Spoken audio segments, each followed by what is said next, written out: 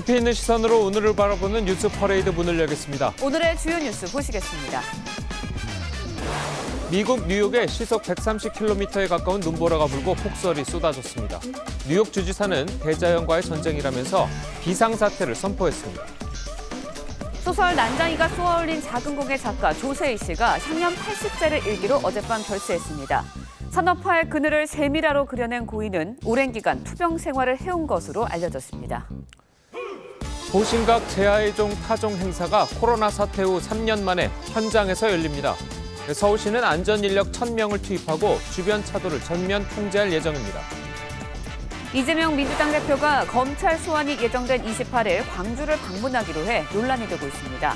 여당은 도피 투어를 중단하라며 이 대표를 향한 공세의 수위를 높이고 있습니다. 저희는 잠시 뒤 돌아오겠습니다.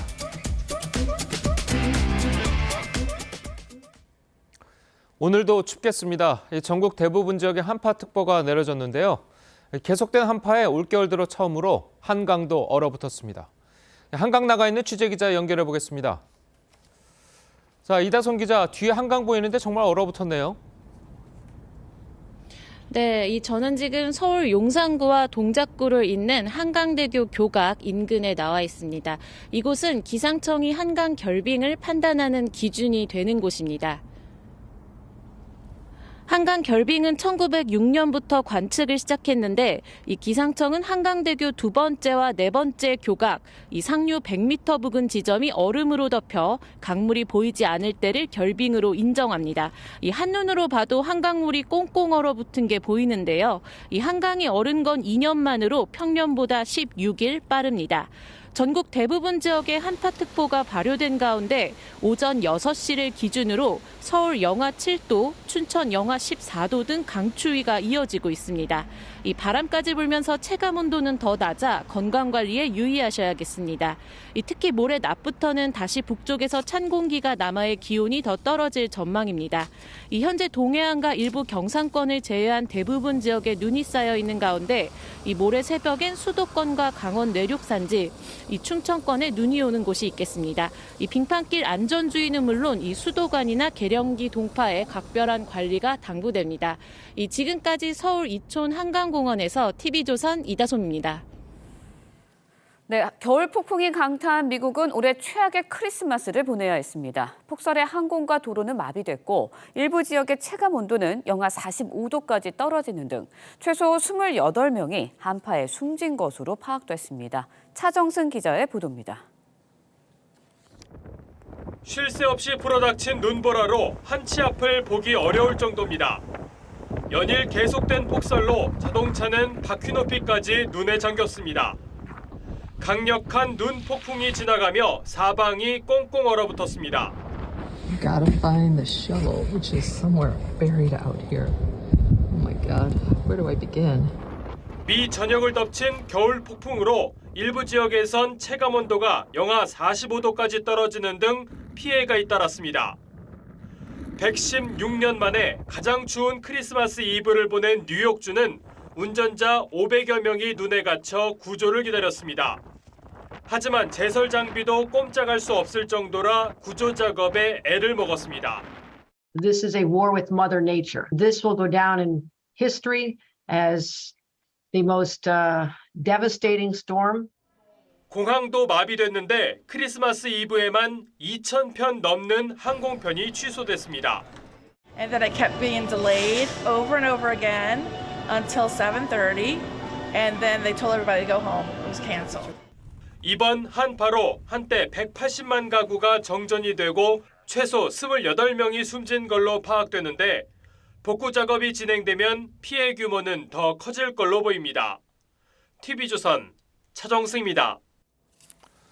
전해드린 대로 우리나라뿐 아니라 전 세계가 맹추위에 신음하고 있습니다. 올겨울 강추위의 원인과 전망, 맹소영 기상 칼럼니스트와 함께 자세히 짚어보도록 하겠습니다. 안녕하세요. 안녕하세요. 네, 안녕하세요. 자, 이거 어제 크리스마스였던 어제 아까 그림으로 저희가 봤는데 한강까지 다 얼어붙었어요. 맞습니다. 최근 그 서울의 아침 최저 기온이 영하 10도를 넘나들고 또 예. 최강 온도는 영하 22도 아래로까지 떨어졌습니다. 보통 예. 우리가 냉동고의 온도가 한 영하 16도에서 영하 20도거든요. 그러니까 지금 냉동고보다도 더 추운 날씨가 아유, 좀 연이어 예. 이어졌는데 보통 최근 한강이 결빙되기 전에 한 5일 전에는 영하 10도 아래로 아침 최저 기온이 떨어지고 낮 최고 기온도 영하에 머무를 때 정말 말 그대로 한겨울 추위가 한 적어도 4, 5일 정도는 이어졌을 때 보통 한강이 결빙이 되거든요. 예. 그러니까 최근 지금 한 거의 한 12일 정도, 뭐 중간에 약간 기온이 올라가기는 했습니다만 서울의 아침 최저 기온이 거의 영하 10도 아래를 예. 넘나들었거든요. 그러니까 이런 추위가 아무래도 반복되다 보니까 한강이 결빙될 수밖에 없었겠죠. 예. 강추위가 지속되면서 한강이 결빙이 됐는데 지난해에는 결빙이 없었어요. 우리가 지금 12월 달은 굉장히 춥지만 당장 지난 11월 달만 봐도 예. 뭐 제주도의 유채꽃이 그러니까요. 필 만큼 예. 거의 뭐 10월 중순에 해당되는 그런 날씨가 나타났는데요. 그러니까 기상 변화, 그러니까 기후 변화로 인한 이상 기후로 인해서 이렇게 좀 극단적인 날씨가 나타나는 이런 어떤 패턴이라고 보시면 되겠습니다. 예. 그러니까 지난해 같은 경우에는 북쪽에 찬 공기가 중위도까지 새어 나오면서 좀 이례적인 한파가 나타나는 거하고 정반대의 상황이라고 보시면 되겠죠. 네. 그래서 그때는 북극의 찬 공기를 가둬두는 주변에 동서간으로 굉장히 강하게 도는 그 바람이 예. 지난해는 굉장히 강했기 때문에 중위도권으로 찬 공기가 새어나오지 못해서 좀 평년보다도 따뜻했던 한강을 얼지 않게 했던 이례적인 좀 이상 고온 현상이 나타났다고 보시면 되겠습니다. 예, 네. 지금 뭐 서울은 굉장히 추운데 저 남쪽 지방 있잖아요. 남쪽 지방 같은 경우에 눈이 굉장히 많이 와가지고 이 사람들이 시민들이 굉장히 불편을 겪고 있다는데 이렇게 남북으로 좀 기후가 갈리는 이유가 뭐 특별한 게 있습니까? 특히 뭐 기후가 갈린다기보다는 우리나라가 눈이 내리는 그런 경로를 좀 이해하시면 될 것 같은데요. 우리나라의 겨울철에 눈을 뿌리는 경로는 크게 두 가지입니다. 예. 그러니까 여름철로 따졌을 때는 저기압이나 기압골이 접근을 한다는 것은 눈이나 비구름 자체가 다가와서 이제 뿌리게 되는 경우이기 네. 때문에 보통은 중부 지역의 내륙 지역에 많은 눈이 내려서 쌓이는 경우에는 기압골 내지는 저기압이 다가왔을 때 아무래도 기온이 높다 보니까 비보다는 눈의 형태로 내리겠죠. 예. 그런데 이렇게 찬 공기가 확장을 한다는 것은 사실 눈구름을 만들 수 있는 저기압이 아니라 고기압이 확장을 하는 거거든요. 그래서 내륙 지역은 거의 하늘에 구름 한 점 볼 수 없을 그러니까요. 만큼 굉장히 차갑게 네. 파란색의 하늘이 나타나는데 이 찬 공기가 상대적으로 따뜻한 서해 바다 그리고 바다는 또 수분이 많지 예. 않습니까? 그렇죠. 상대적으로 습하고 따뜻한 바다를 지나게 되면 보통 해기차라고 합니다. 바다 해, 대기기.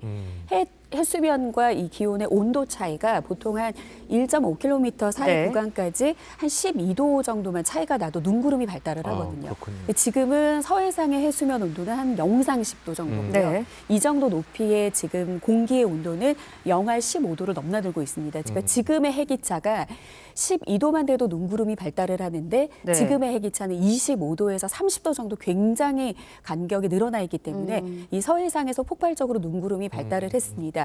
그런데 이 눈구름이 북풍 내지는 북서풍을 타고 밀려왔을 경우에는 충남 서해안과 호남 지역 그리고 제주도까지 그 눈구름이 바람으로 쓸어내리면서 이들 지역은 추위가 올 때 굉장히 많은 눈이 내릴 수밖에 없는 지형적인 그런 특징을 가지고 있습니다. 그렇군요. 네, 폭설에 대해서 좀 알아봤고요. 앞서서도 말씀을 해주셨지만 지난달 11일에는 11월에는 낮 기온이 20도에 근접하면서 이상 고온 현상이 나타났거든요. 그런데 이번 달 들어서 갑자기 추워졌다는 느낌이에요. 왜 네, 그런 건가요? 맞습니다.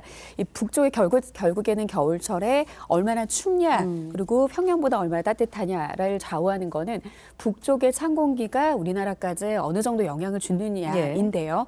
이 북쪽에는 찬 공기를 가둬주는 주변에 굉장히 뭐 시속 한 70에서 빨리는 한 100km 정도로 도는 굉장히 강한 바람, 제트기류라는 바람이 불고 있는데 그 바람은 극지역과 저위도의 네. 온도 차이가 줄어들면 줄어들수록 굉장히 약해집니다.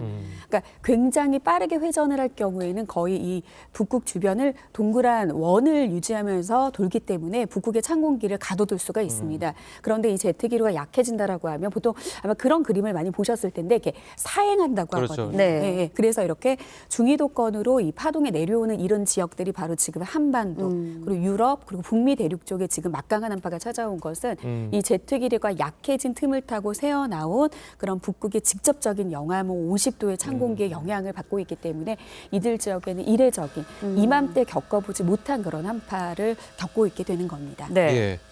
자, 뭐 미국 얘기도 좀 해보죠. 아까 저희가 이제 기사로도 전해드렸는데 뉴욕 같은 경우에는 뭐 시속 130km의 눈폭풍이 쏟아지고 있다는데 이 위력이 어느 정도 되는 겁니까? 이 정도면? 지금 그냥 찬 공기가 다가오는 것만으로도 거의 뭐 영하 50도의 찬 공기. 지금 전체 50개 주 가운데 46개 주가 뭐 기상, 우리나라로 따지면 한파주의보라든지 폭풍 그런 경보로 인해서 지금 기상 경보를 겪고 있습니다. 예. 지금 이들 저기 앞서 뭐 나간 리포트에서도 최소 28명이 사망하고 그러니까요. 500명의 도로에서 이제 고립되는 그런 이제 피해를 받고 있는데요.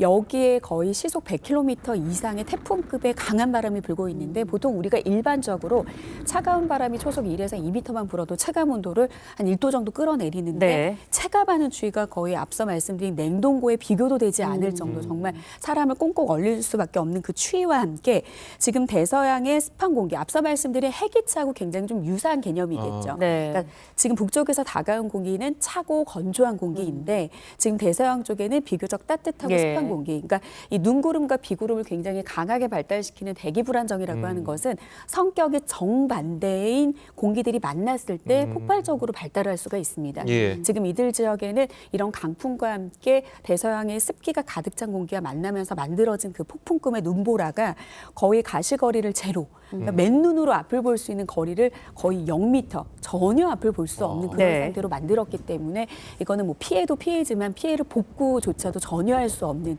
그런 상황이 지금 나타나고 있는 겁니다. 예. 네, 굉장히 상황이 심각한 것 같은데 뉴욕 주지사가 대자연과 전쟁이 시작됐다라고 이야기를 할 정도입니다.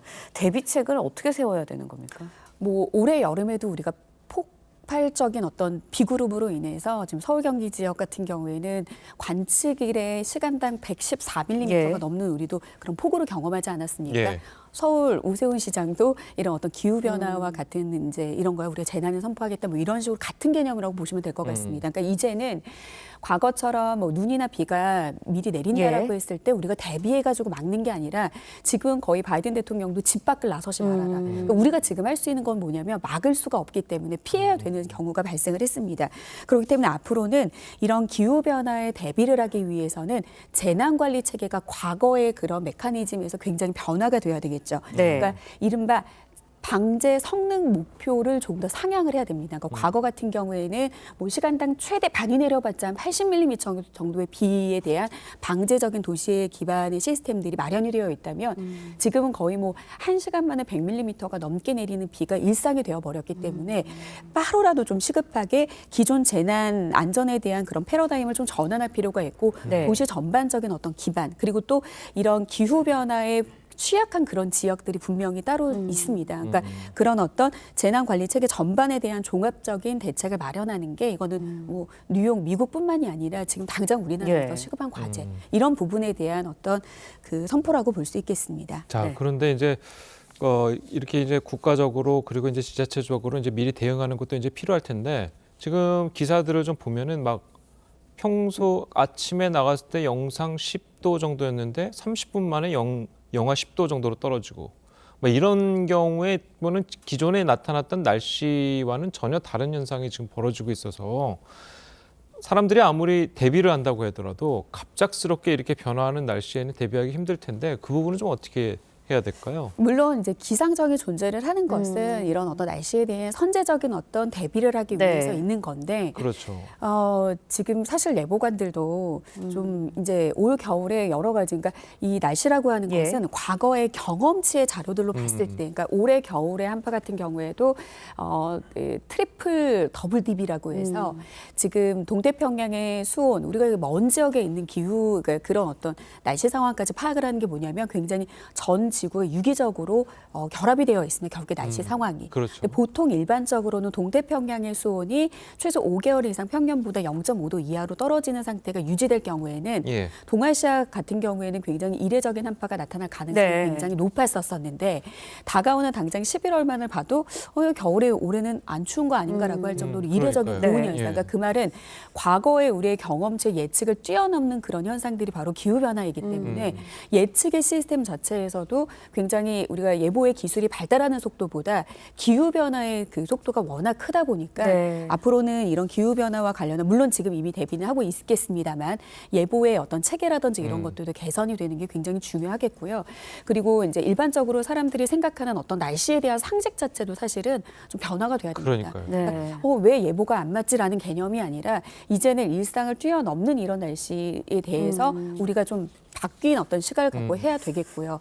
그리고 또 뭐 기상청에 대한 어떤 불신뿐만이 아니라 좀 우리가 기후 변화를 좀 줄이기 위한 뭐 탄소 중립부터 예. 지금 계속 일상적인 어떤 단어가 됐는데 이런 부분에 좀 더 촉각을 갖고 같이 참여를 하는 부분들도 시민들이 해야 대응이라고 생각을 합니다. 네. 예, 알겠습니다. 자, 오늘 말씀 여기까지 듣겠습니다. 잘 들었습니다. 네, 고맙습니다.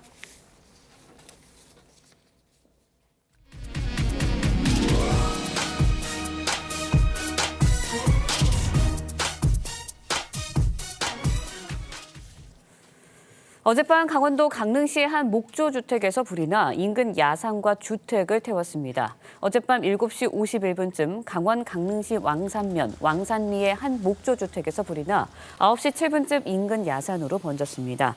산림당국은 소방당국과 함께 대원 132명과 장비 24대를 투입해 진화 작업을 벌인 끝에 화재 30분 만에 불길을 잡았습니다.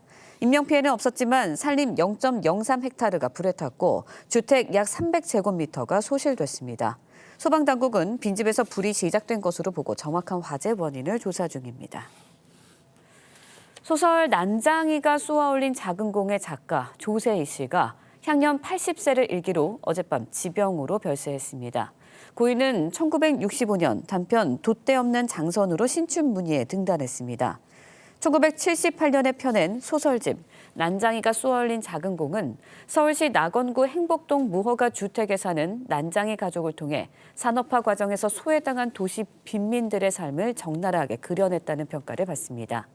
빈소는 서울 강동 경희대병원에 치러질 예정이며 발인은 오는 28일입니다.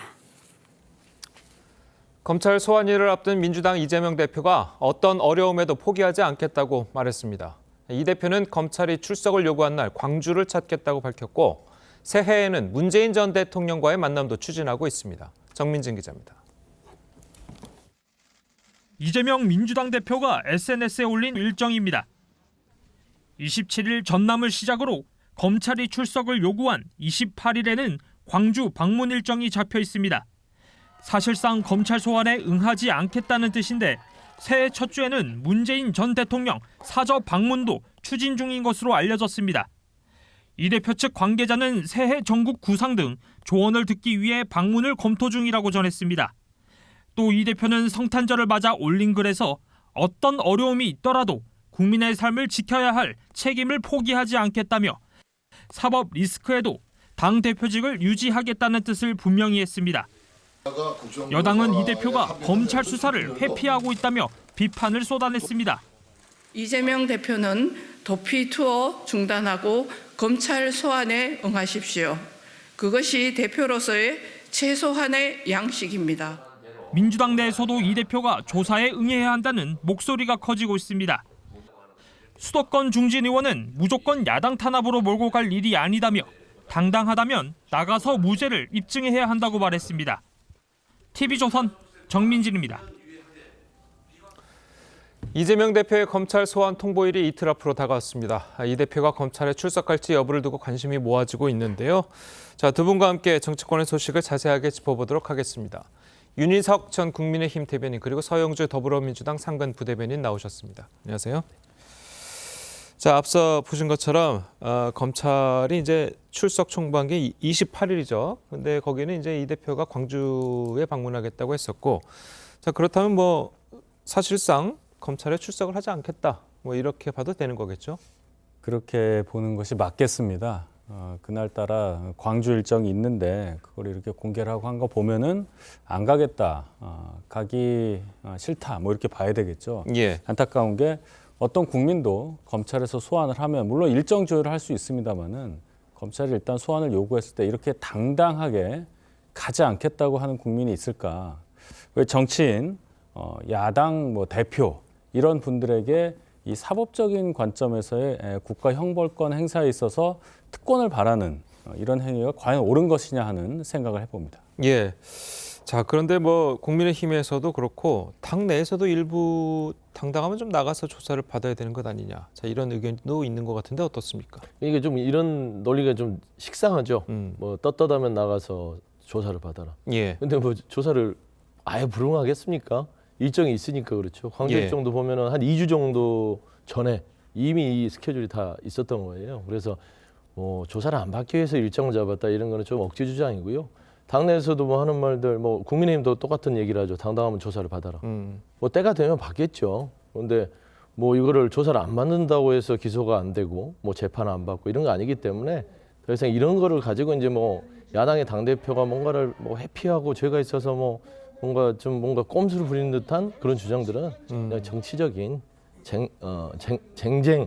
정쟁을 유발하기 위한, 그래서 국민들한테 뭔가 이재명 대도 뭐가 있다 이런 거 보여주기 위한 거라서요. 저는 뭐 불필요한 얘기라고 봅니다. 예, 알겠습니다.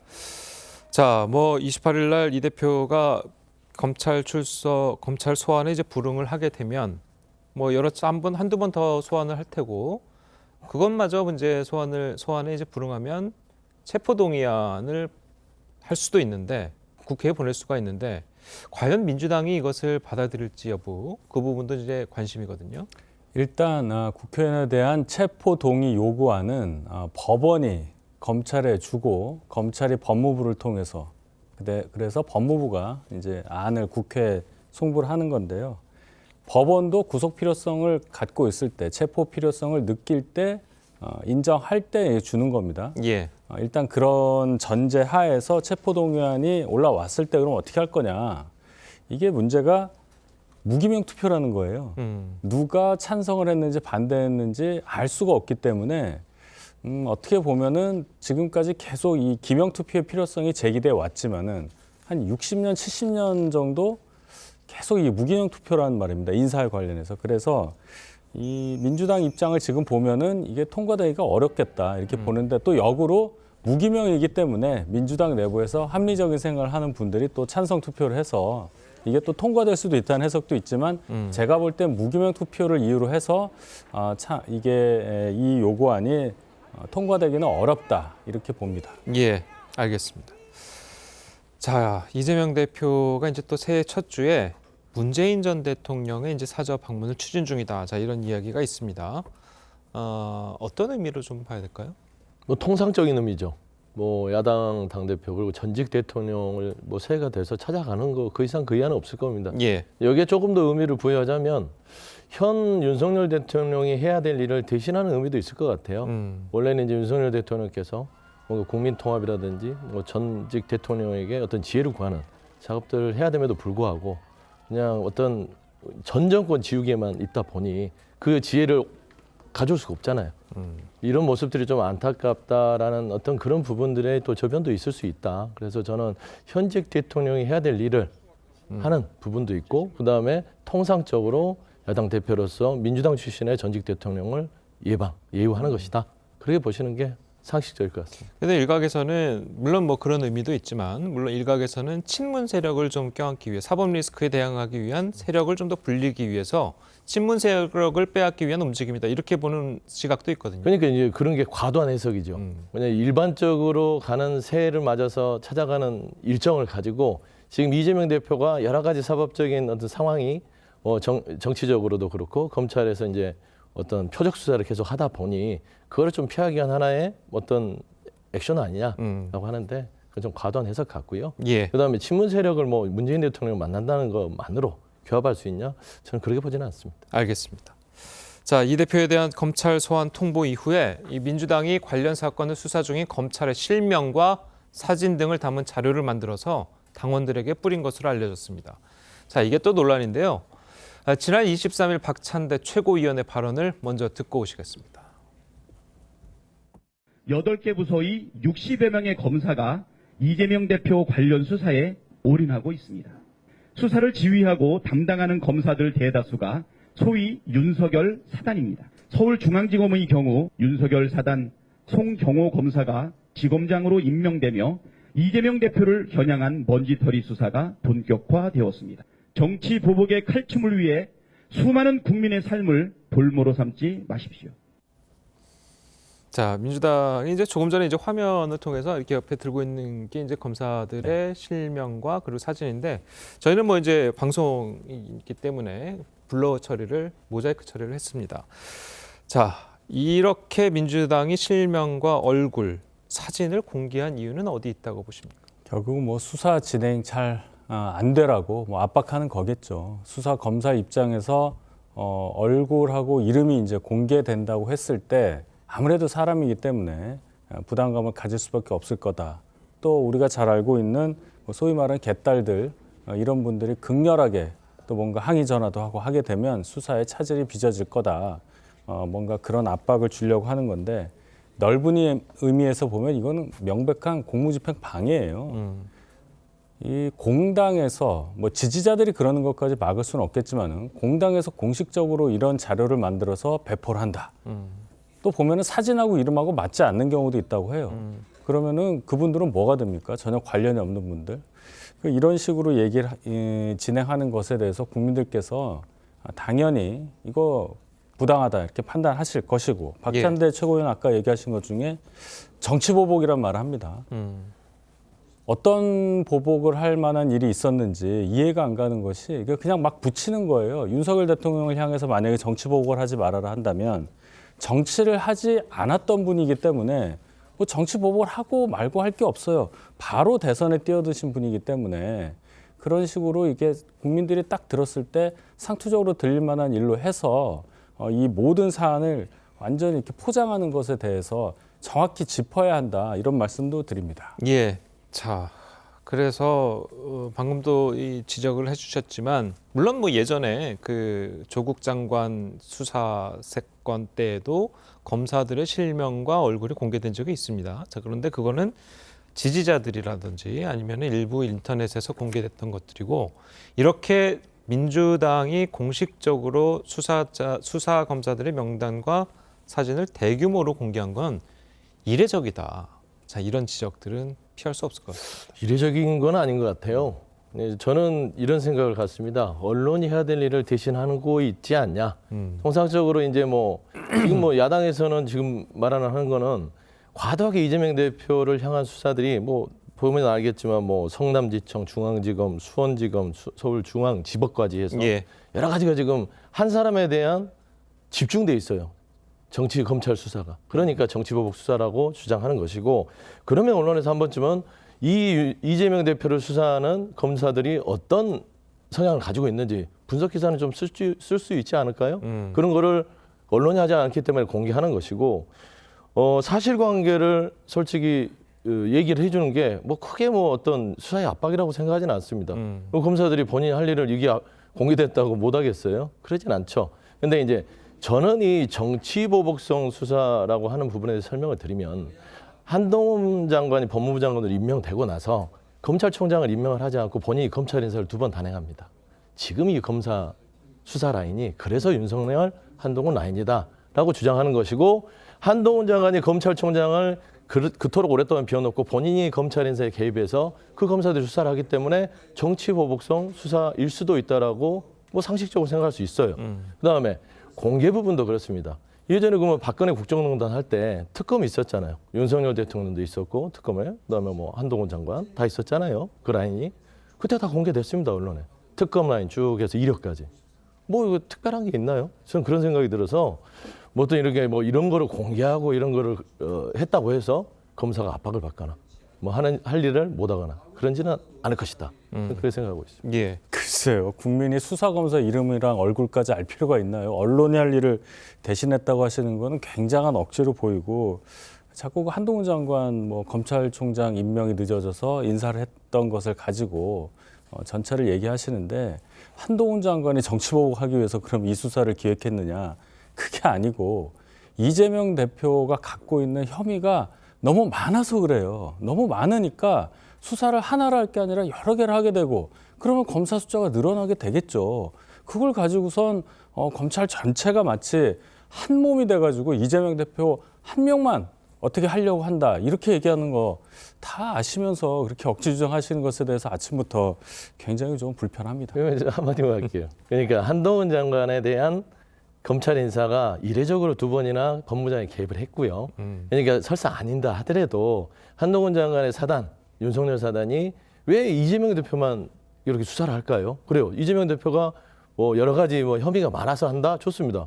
그러면은 공평하게 김건희 여사는 지금 도이치모터 주가 조작도 있고 공판에서 이미 1심에서 재판에서 공판 검사가 통정 거래를 주장했음에도 불구하고 왜 한동훈 장관이 임명한 검찰은 들여다보질 않죠?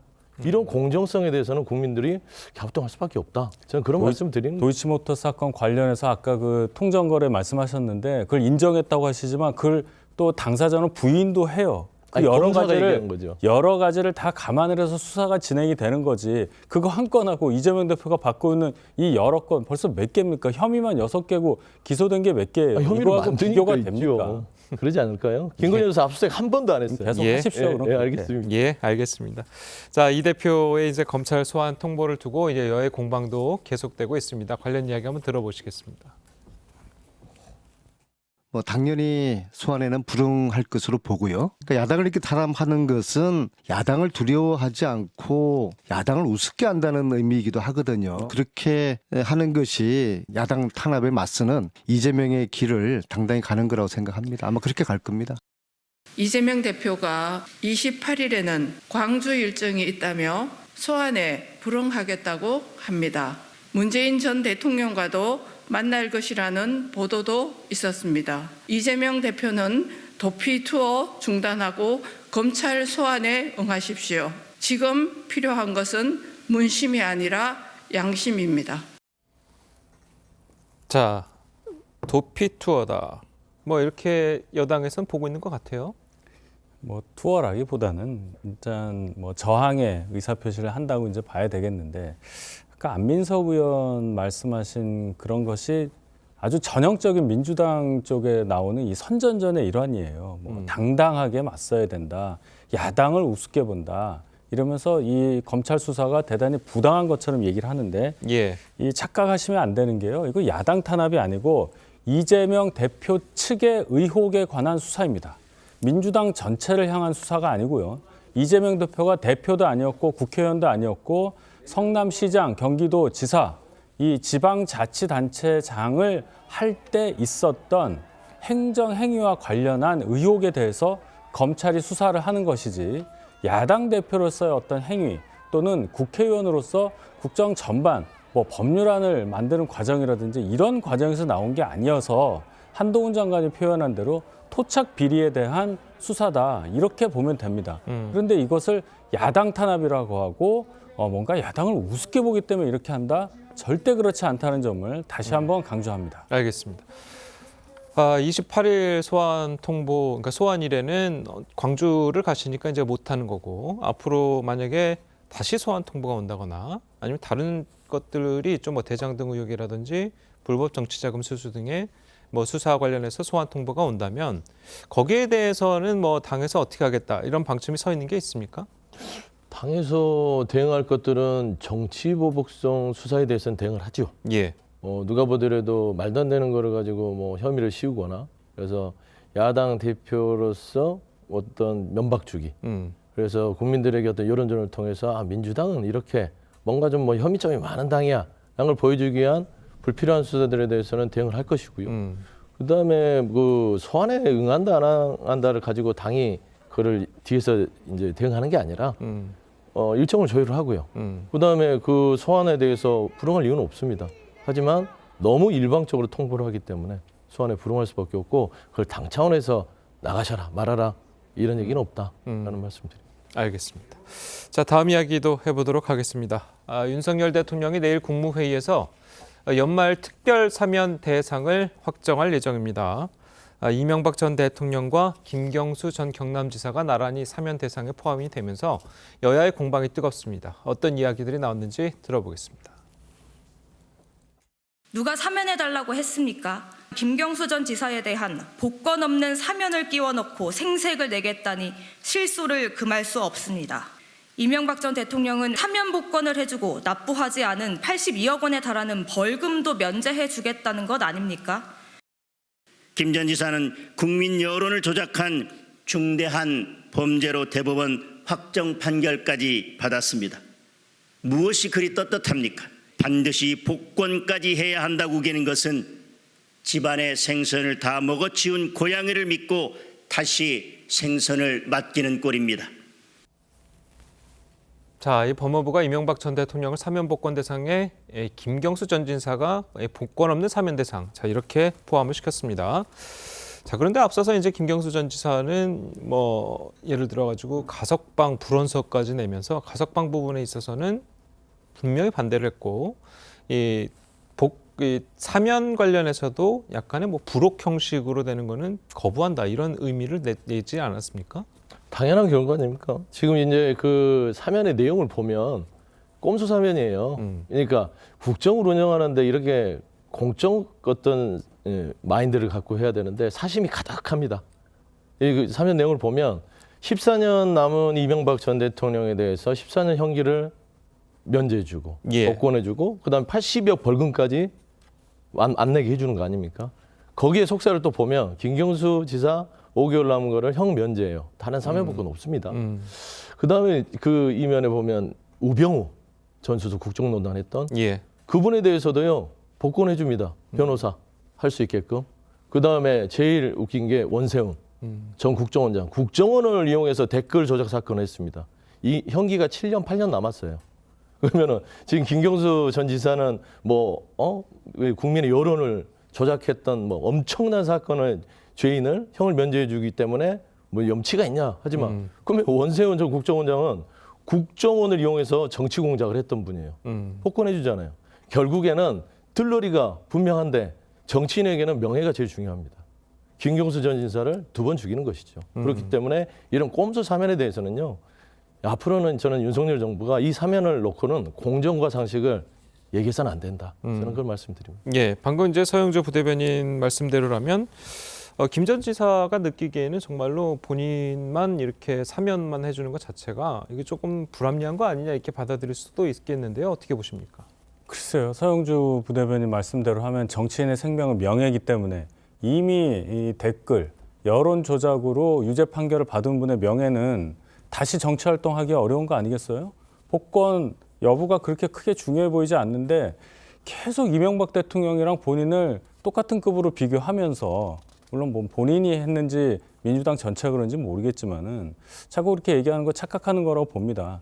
전직 대통령, 고령의 전직 대통령을 사면하는 것하고 댓글 조작 사건으로 인해서 유죄 판결을 받은 정치인에 대해서 사면하는 것은 전혀 구색에 맞춘 그런 게 아니라 별개로 봐야 된다는 걸 말씀드리고 고령의 전직 대통령에 대해서 사면한 것은 물론 윤석열 대통령도 이번에 단행할 걸로 예상이 되지만 박근혜 전 대통령 사면 같은 경우는 문재인 대통령도 했습니다.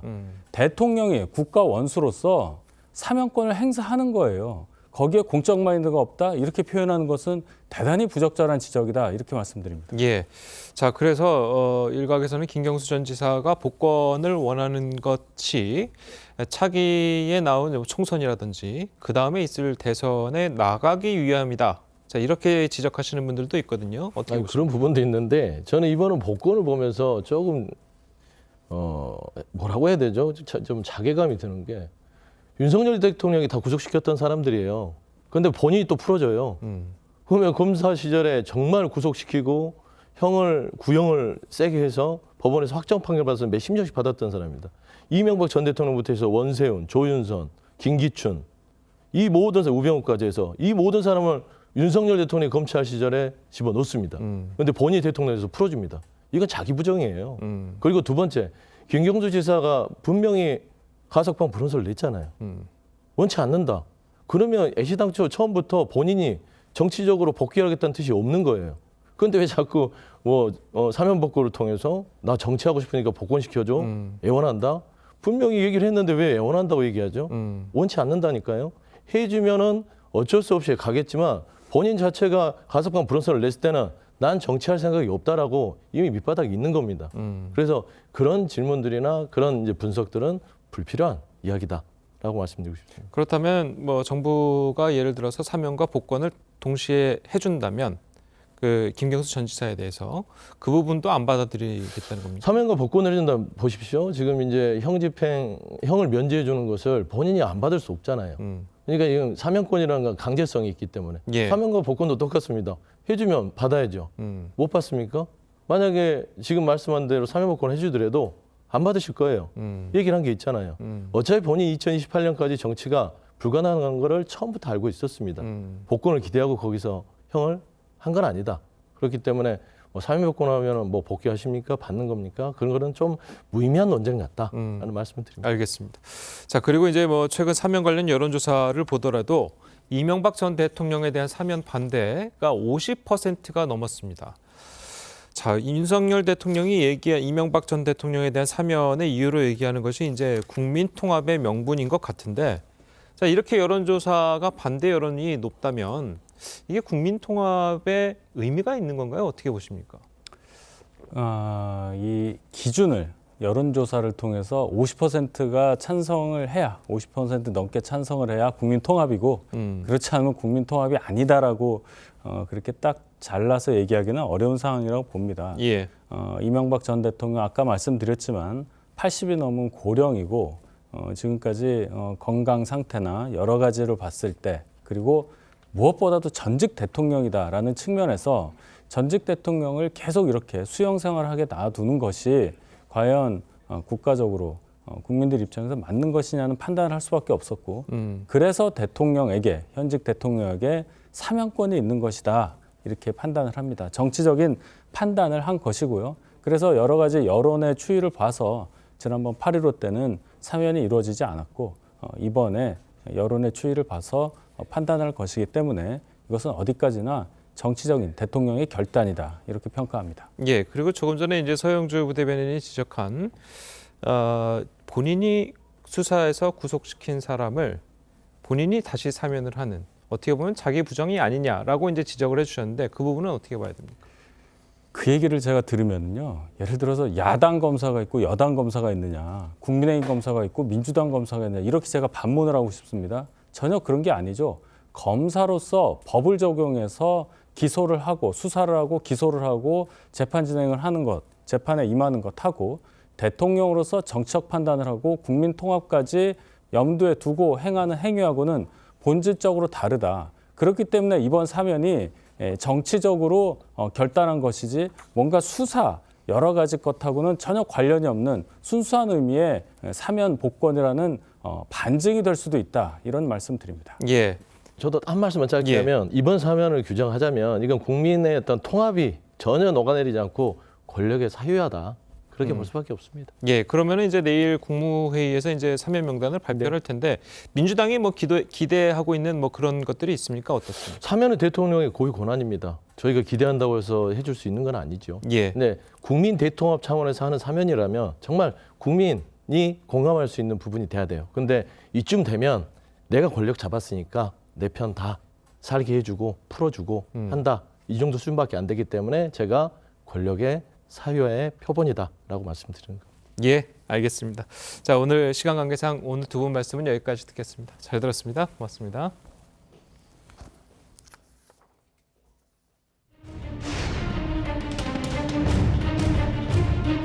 문 정권의 망나니 탈춤을 자시하지 않겠습니다. 파렴치한 야당 파괴 조작 수사의 최전선에서 단단히 맞서고 싸워 이기겠습니다.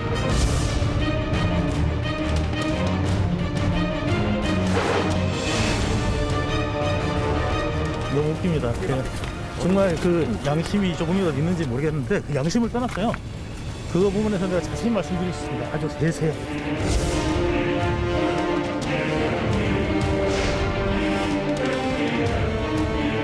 소환 통보도 의뢰하기 짝이 없습니다. 일선 당직자에게 일방적으로 통보했고 팩스 한 장 찍 보낸 게 전부입니다.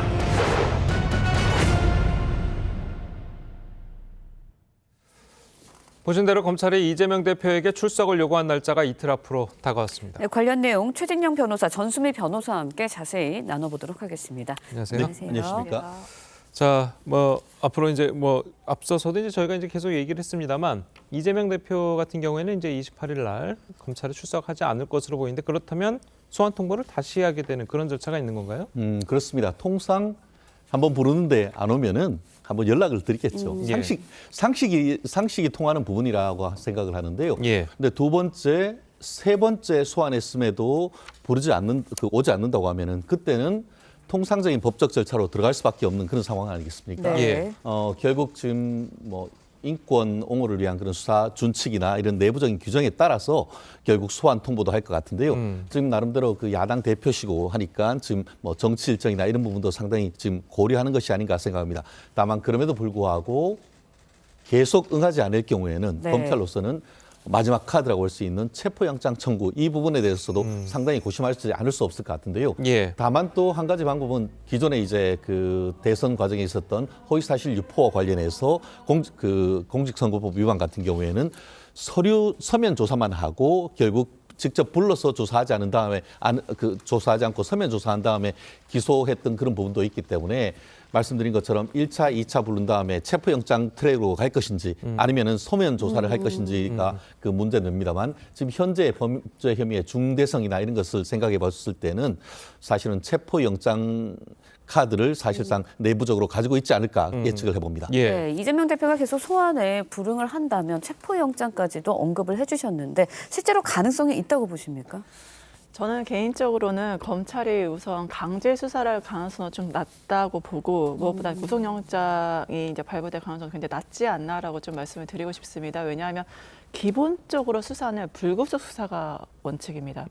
그러기 위해서 지금 추가적으로 이제 소환을 할 수 있겠지만 이제 거기에서 응하지 않았을 때 근데 불구속 수사가 원칙이고 만약 강제 수사를 하려면 이제 구속영장을 청구를 해야 되는데 구속영장 청구를 하려면 증거 도주의 우려가 있다던가 증거를 인멸한다던가 아니면 주거가 불분명해야 되는데 지금 현직 야당의 그 국회의원이자 제1야당 대표이고 그리고 이 건 특히 소환건은 성남 FC 사건인데 이미 3년 전에 경찰에서 혐의 없음으로 인해서 불송치 처분을 했단 말이에요.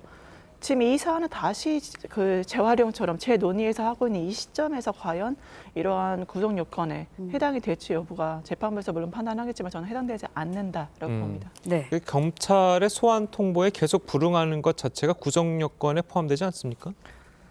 그렇게 해석은 여러 가지 가능할 수는 있지만 말씀드린 대로 도주 우려나 증거 인멸 그런 것들이 이미 과거에 3년 전에 충분한 수사로 인해서 그런 것들이 없었음이 증명이 이미 됐고 주거 불충분도 이미 충분한 주거가 있고 말씀드린 대로 국회의원이자 제1야당 대표이기 때문에 이러한 요건에 해당되기는 굉장히 쉽지 않지 않을까라는 생각을 하는 거죠. 다만 그 부분에 대해서는 저는 의견이 좀 다른데요. 네. 박근혜 전 대통령도 현직 당시에 구속됐습니다. 똑같은 죄명으로. 아시다시피 미르나 K스포츠대단과 관련해서 박근혜 전 대통령이 돈 받은 것은 한 푼도 없습니다. 그럼에도 불구하고 그 부분에 있어가지고 범죄의 중대성이라든가 이런 그 부분이 있어서 범죄가 중대하면 중형이 예상이 되고 중형이 예상될 경우에는 통상적으로 그 도주의 우려가 있다는 거라고 우리가 실무적으로 판단합니다. 그렇기 때문에 사실 이번 사안 같은 경우에는 정말 데자뷰를 보는 것 같은데 그 당시에 그 박근혜 전 대통령이 구속되고 할 당시에 이재명 성남시장 같은 경우에는 이 부분에 대해서 현직 대통령이 수사에 거부할 경우에는 구속영장을 청구해야 한다는 글까지 올릴 정도로 상당히 강하게 대응을 했던 분인데 이번 사안 같은 경우에는 사실 구조적으로 미르 스포츠 재단이나 이런 부분에 그 동일합니다. 본인이 직접 받은 것은 아니지만 본인이 직접 관계가 되고 있는 지금 성남 FC의 후원금을 지금 보면은 150억 정도가 얘기가 되고 있는데 만약에 이 부분에 대해서 혐의가 인정되고 그럼에도 불구하고 죄를 부인하면서 출석을 거부한다고 하면은 그 부분이 범죄의 소명이 있고 도주의 우려가 있다고 판단될 수 있기 때문에 말씀드린 것처럼 박근혜 전 대통령 현직 대통령으로서 도주 우려가 있었습니까? 증거인멸의 우려가 있다고 볼 수 있겠습니까? 그럼에도 구속됐던 사안이 있기 때문에 이번 사안 같은 경우에는 박근혜 전 대통령의 수사와 재판 경과에 대해서 아마 대검 차원이나 수원지검 차원에서는 상당 부분 검토하고 있지 않을까 생각을 합니다. 지금 방금 변호사님 말씀하신 게 제3자 뇌물공여죄 같은데 이재명 대표 같은 경우에는 그 이익이 성남 시민들에게 돌아왔기 때문에 이건 죄가 될 수 없다 이렇게 주장을 하거든요. 그렇습니다. 그 부분 같은 경우에는 일정 부분 논리적으로 완전히 틀린 건 아닙니다. 왜냐하면 그 성남 일화를 그 성남시에서 인수를 했는데 그러면서 뭐라고 했냐면 이건 성남 시민구단이다라고 얘기를 하면서 성남 시민들을 상대로 해서 후원금을 모집을 했습니다. 예. 제 기억이 정확하다고 하면은 10억 내지 20억 정도를 모금을 하려고 하는데 그 중에 3, 4억도 이제 제대로 모금이 되지 예. 않았던 것이죠.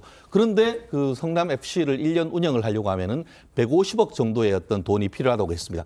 그러다 보니까 이 운영비를 어떻게 하냐? 어떻게 보면 그걸 잘 해서 성남 시민들의 어떤 그 자존심도 높이고 자긍심도 높이려고 했는데 그걸 못하게 되면은 본인에게 어떤 정치적 타격이 있지 않습니까? 그러다 보니까 이 부분에 있어서 그 성남 판교에 그 유력한 어떤 국내 대기업이 굉장히 많습니다. 근데 그 중에서 용도 변경이라든가 부동산 개발 이슈가 있는 기업을 컨택을 해서 그 기업들에게 적극적으로 이 후원금을 요청을 했다고 하는데요.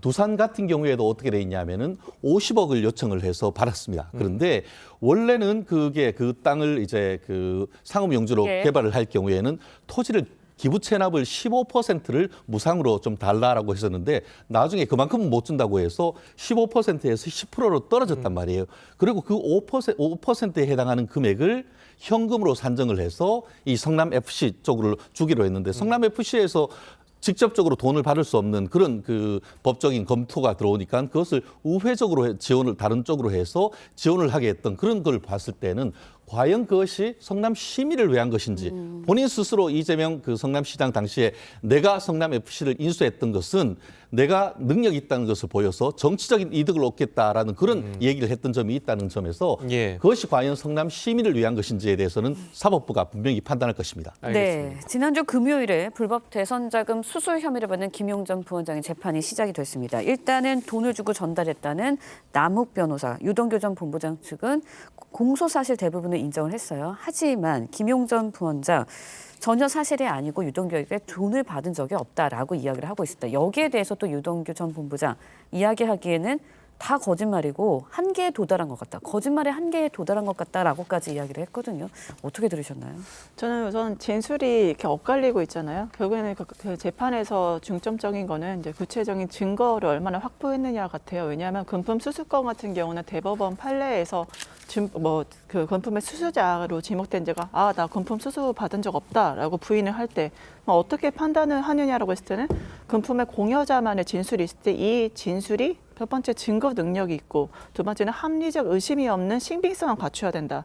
근데 바로 이러한 두 가지 요건을 과연 갖췄느냐 요건을 봤을 때는 진술이 다르기 때문에 합리적 의심이 없는 신빙성이냐 여부에 대해서 재판부가 의심을 가질 수밖에 없을 것 같아요. 예. 지금 유동규 씨 발언이 정말 좀 저는 영화보다 좀 덜 영화 같다고 생각을 하거든요. 뭐 양심이 있느냐, 뭐 아니면은 뭐 끝까지 내가 뭐 지켜보겠다라는 거 여러 가지 극단적인 발언을 하고 계신데 이런 것들이 과연 재판부한테 어떠한 심정을 형성할지는 그런 좀 지켜봐야 되지 않을까 싶습니다. 그러니까 뭐 계속 요즘에 이제 유동규 전 본부장을 보면 계속해서 이야기를 흘리면서 추가 폭로 가능성도 이야기를 하고 있잖아요. 자, 이런 것들이 재판에 도움이 됩니까?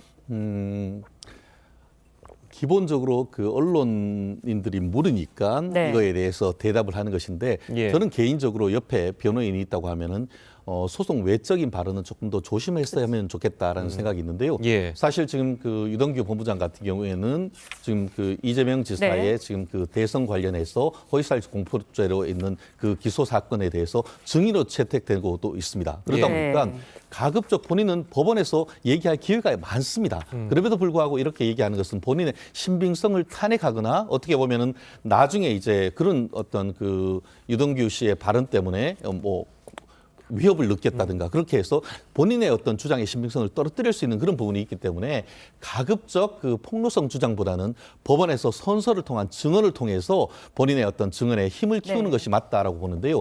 그럼에도 불구하고 지금 지난번에 이제 그 1년 동안 구속돼 있다가 네. 출석하면서도 작은 그 조약돌 하나 던졌는데도 이 정도로 반응을 한다고 하면은 나중에 어떻게 되는지 두고 보라라고 네. 했는데 단순히 그런 엄포성뿐만 아니고 실체적 진실을 지금 계속 얘기를 하고 있단 말이에요. 그렇기 때문에 다음번에 있을 법정에서의 증언이 어떻게 되는지 그 부분을 좀 더 지켜봐야 될 것 같습니다. 알겠습니다. 자, 오늘 두 분 변호사님 말씀은 여기까지 듣겠습니다. 잘 들었습니다. 고맙습니다. 감사합니다.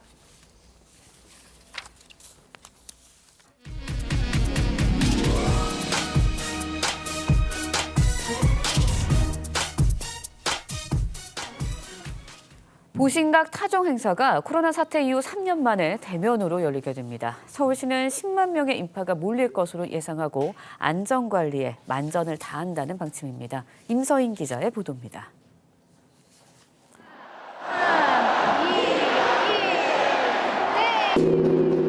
수많은 시민들이 모여 새해 카운트다운을 하고 제야의 종소리를 들었던 보신각 타종 행사.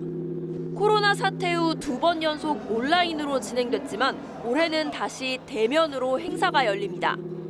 3년 만에 진행되는 대면 행사에 10만 명 이상이 몰릴 것으로 예상되면서 서울시는 안전관리 대책을 강화할 방침입니다. 안전관리 인력 957명을 투입하는데 이는 3년 전 행사 당시 597명보다 60% 늘어난 규모입니다. 보신각 인근 6개 역사에도 평소의 5배 규모의 안전요원을 배치할 예정입니다. 이곳 지하철 1호선 종강역은 행사가 진행되는 오후 11시부터 새벽 1시까지 열차를 무정차 통과하고 출입구를 전면 폐쇄하기로 했습니다. 보신각 일대 차도는 31일 오후 9시부터 다음 날 오전 1시 반까지 차량 통행이 전면 금지됩니다. 31일 낮 12시부터 다음 날 오전 8시까지 보신각 일대 따릉이와 전동 킥보드 대여와 반납도 중단됩니다. 또 한파에 대비해 한파 쉼터 4곳을 마련하고 의료 인력을 배치할 계획입니다. 서울시는 타종 행사 현장을 찾는 시민들에게 목도리, 장갑 등 방한용품을 챙기고 폭죽 등 위험물은 가져오지 말라고 당부했습니다. TV조선 임서인입니다.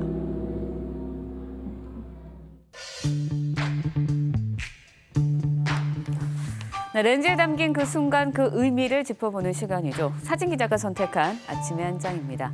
오늘은 조선일보 사진부 오종찬 기자와 함께합니다. 안녕하세요. 오늘 아침에 볼 사진 어떤 건가요? 다들 기억하실 텐데요. 15년 전 이맘때 충남 태안군 말리포 해수욕장이 검은 기름으로 뒤덮여 있던 모습입니다. 국내 최악의 해양 오염 사고로 큰 피해를 봤던 충남 태안이 15년이 지난 지금은 친환경 생태 관광지로 변신했습니다. 그 현장을 확인하기 위해서 태안을 찾아갔습니다.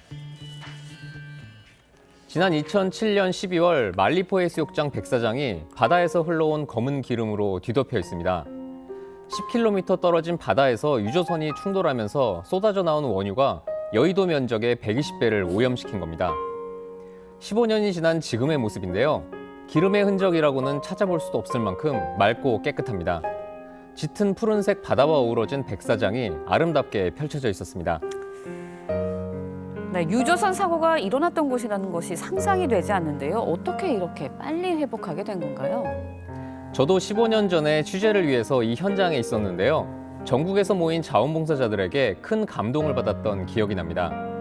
죽어가는 바다를 살린 건 123만 명에 이르는 자원봉사자들의 손길이었습니다. 추위에도 아랑곳하지 않고 해변에 있는 기름을 삽으로 퍼내고 헌옷과 흡착포로 일일이 닦아냈는데요.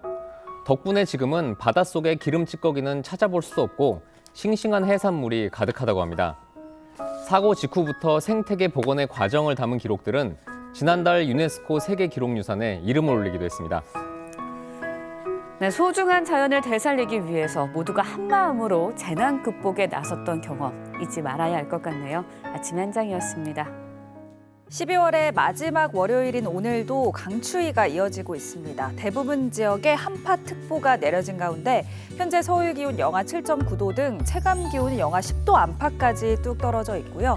낮에도 서울 1도, 대전 2도, 대구는 5도 선에 머물면서 종일 춥겠습니다.